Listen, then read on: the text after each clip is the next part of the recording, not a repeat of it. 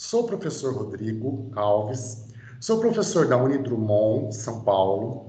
Nós estamos aqui hoje, eu e minhas queridas alunas do 9º semestre de graduação em Direito, Deise de Carvalho Rossi e Tatiane Garcia, né, para desenvolvermos, para darmos continuidade ao nosso projeto, que busca, através de vídeos informativos, gravados de forma caseira, levar a informação para você que está em casa em isolamento.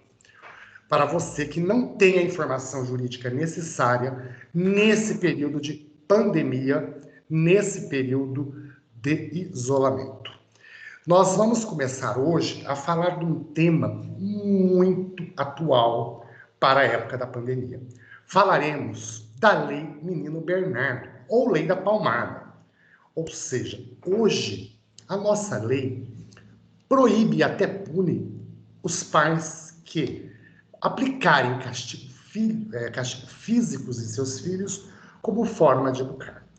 Para falar sobre este tema, eu vou convidar inicialmente a Tatiane Garcia, que fará uma breve exposição, e na sequência a nossa querida Deise, a nossa aluna exemplo, já com anos de carreira e profissão, e lá no Banco Universitário, sempre nos alegrando com essa formosura, com esse carisma e com essa inteligência, que somente a maturidade pode trazer.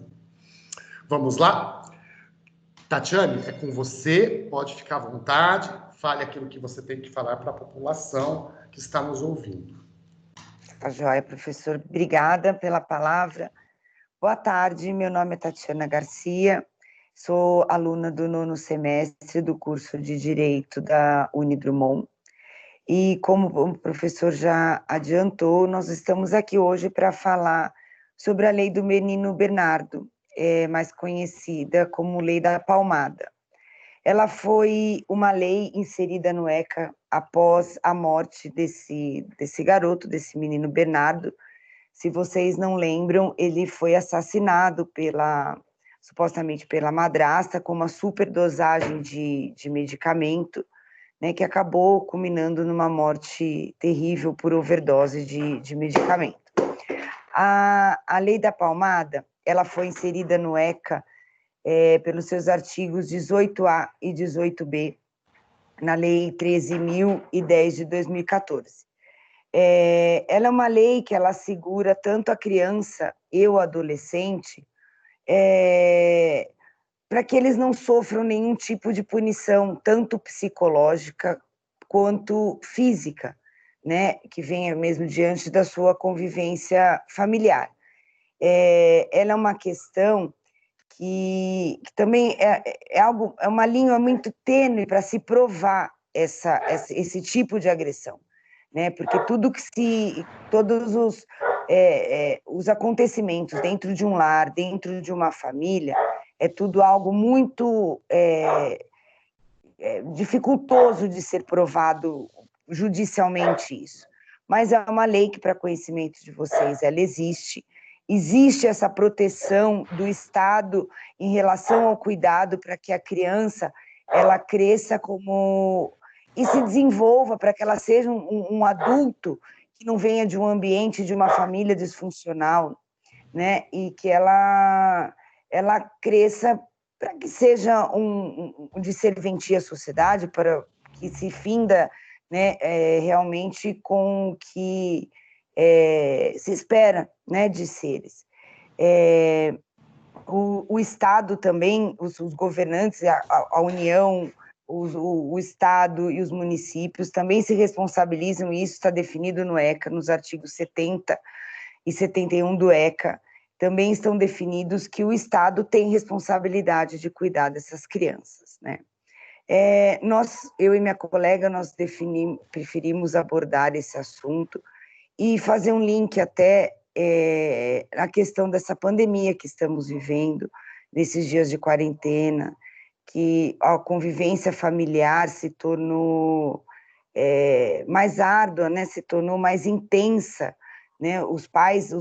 Geralmente os pais saem para trabalhar cedo, os filhos cada um se encaminha para a escola, uma geração tecnológica que cada um fica vivendo no seu mundo, e essa pandemia trouxe essa convivência familiar novamente, todo mundo senta para almoçar junto, todo mundo vai dormir junto, e as pessoas tinham perdido essa referência de família, né?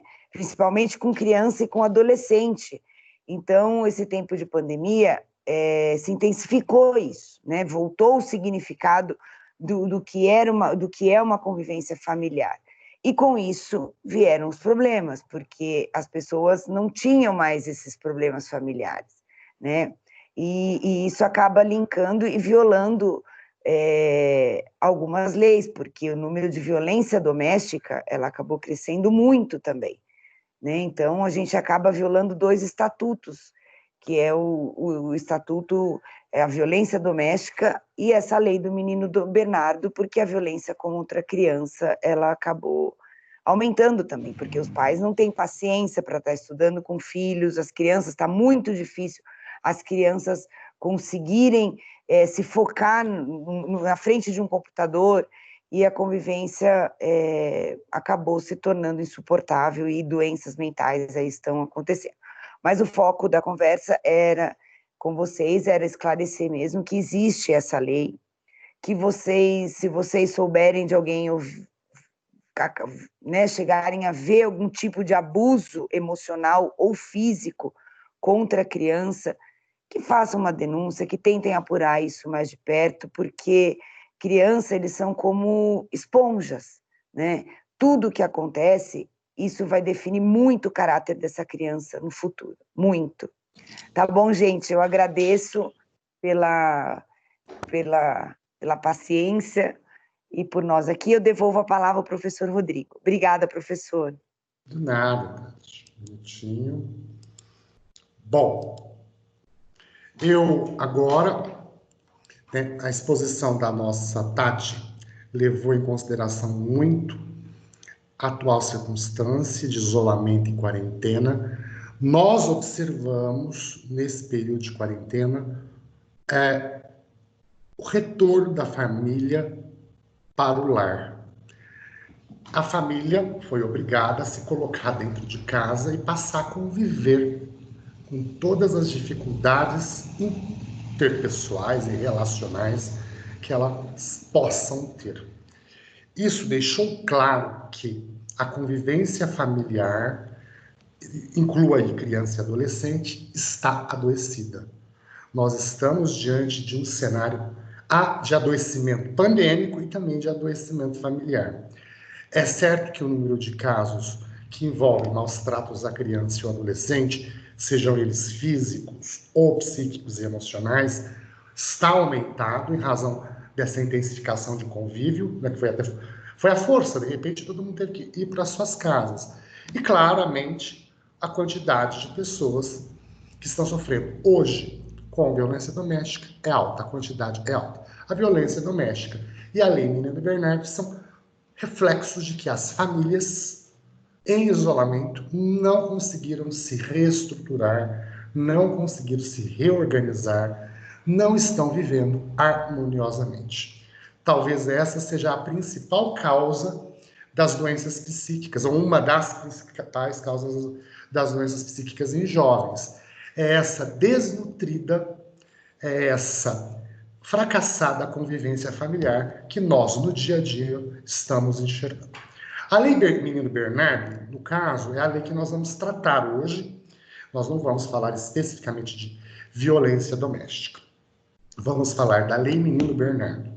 Para isso, eu vou convidar para concluir o assunto a nossa querida Deise. Deise, liga o seu microfone que eu desliguei ele aqui sem querer. Pronto. Tá me ouvindo? Tá me ouvindo? Sim. Deise, pode começar com a palavra, nossa querida Deise. Obrigada. Olá, continuando o tema da Lei do Menino Bernardo, além desse caso em especial, outro caso que foi muito famoso foi de Vera Lúcia Gomes, que era uma procuradora aposentada que torturava a filha adotiva de apenas 2 anos. Diante dessa denúncia, ela foi indiciada, perdeu o poder familiar, a responsabilidade sobre a criança, bem como o direito de adotar outra. Então, a necessidade da lei surgiu para que a criança e o adolescente também fossem enxergados como pessoas de direito, e não como simples objetos de proteção. Anteriormente, o que existia era uma lei menorista, em que esses não tinham os mesmos direitos de uma pessoa adulta. Antes, com a Constituição anterior, se esse menor fosse vítima de maus tratos, essa Constituição não o protegia. Com a Constituição de 88, surgiram normas, leis de proteção integral. Mas, infelizmente, a violência não parou por aí. Agora, em 15 de maio de 2020, na cidade de Planalto, no Rio Grande do Sul, aconteceu outro caso. Foi o caso de Rafael Matheus Winques, de 11 anos, que também foi morto pela própria mãe. A mãe afirmou que a criança era hiperativa e que ela não estava aguentando mais, por causa do isolamento social. O corpo dessa criança, ela escondeu o corpo, né? O corpo foi achado depois de mais ou menos 11 dias, na garagem de um vizinho que estava viajando, estava enrolado num lençol e dentro de uma caixa de papelão. Então, como vemos, muitos Bernardos, muitos Rafaéis e outras crianças e adolescentes estão sendo vítimas de violência neste momento. O Estatuto da Criança e do Adolescente, ele deu uma virada de 180 graus nessa situação. E aquele que estava sob proteção integral dos pais ou dos responsáveis, passou a ser considerado sujeito. Então, essa mudança foi muito importante porque o foco de cuidados, de atenção, deixou de ser somente naquele menor que estava em situação irregular e passou a ser em qualquer criança e qualquer adolescente. Então, é preciso deixar claro que nem a criança e nem tampouco o adolescente são propriedades dos pais. Além disso, quando esse poder patriarcal, esse poder dos pais, de quem educa, passa a ser um ataque emocional, ele entra no quesito de ser degradante. Então, nessa época de pandemia, nessa época tão desafiadora, que os pais estabeleçam e mantenham uma rotina diária, principalmente no que diz em relação a horários de sono, alimentação, atividades escolares e até lazer. Por quê? Reclamam que as crianças são ativas. Criança ativa é criança sadia. Isso que vocês têm que pensar. No site da Unicef, do Fundo de Nações Unidas para a Infância no Brasil, agora, em 16 de abril de 2020, encontram-se algumas orientações sobre como garantir um ambiente seguro para crianças e adolescentes denunciar situações de violência. Assim, a Unicef ela preparou 5 dicas nesse período de pandemia. 1. Cuide das crianças e dos adolescentes. A casa ela deve ser um lugar seguro, livre de agressões, abusos, exploração e negligência. Tenha paciência. 2. Cuide de você. É normal sentir ansiedade, nervosismo ou estresse em uma situação como a da pandemia. Por isso, cuide da sua saúde mental. Tenha uma rotina diária, faça exercícios, tenha um horário de lazer. 3. Procure ajuda. Você tem que ter consciência de que você não está só. Se tiver em situação de sofrimento, muito estresse, precisando de apoio, procure o Centro de Valorização da Vida, o CVV, pelo telefone 188. 4. Denuncie. Proteger crianças e adolescentes é responsabilidade de todos. Castigos físicos, agressões psicológicas, abuso, exploração sexual e violência não podem mais ser tolerados sob nenhuma circunstância.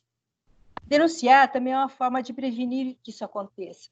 Por isso, tem em mãos os canais de denúncia para qualquer tipo de situação. Não se cale, gente. 5. E último, conheça e divulga os canais de proteção, para que todos possam enfrentar a violência contra as crianças e os adolescentes. Nesse momento de pandemia, é necessário ter acesso a informações de qualidade e saber como proceder para denunciar. Se você testemunhar, souber ou suspeitar de alguma violência, pode acionar o Conselho Tutelar da sua região, ligar por Disque 100 ou, se necessário, procurar a polícia. Conheça e divulgue os principais canais. Muito obrigada. Até mais. Deise, muito obrigado. A sua exposição foi muito clara. Pela sua exposição, deu para constatar que do Estatuto do Menor, anteriormente vigente, para a Constituição e para o ECA, houve uma ampliação muito grande no tocante à proteção da criança e do adolescente. Hoje vigem os princípios da proteção integral à criança e adolescente e do melhor interesse, né? Com isso, nós encerramos esse vídeo, mais um vídeo. Deise deixou aí alguns números muito importantes, que vocês tenham esses números em casa. Devo informar que as denúncias podem ser feitas anonimamente, principalmente pelo número 100 do telefone, né? Pode ser feito anonimamente. Se você vê que é uma situação de emergência, ligue 190 e denuncie. Também será guardado aí, dentro das devidas proporções, o anonimato, certo? Não deixe que nossas crianças e nossos adolescentes sejam objeto de exploração, de tortura, de maus tratos físicos e psicológicos. Enfim, proteja essas crianças, proteja esses adolescentes, para que futuramente nós possamos ser cuidados também por eles. Eu agradeço essas duas queridas alunas, muito boas alunas, sempre atuantes, sempre presentes. Todos nós aqui há 3 meses já no ensino remoto, né? Eu queria desejar tudo de bom, dizer muito obrigado e até a próxima, se Deus quiser. Um grande abraço em todos.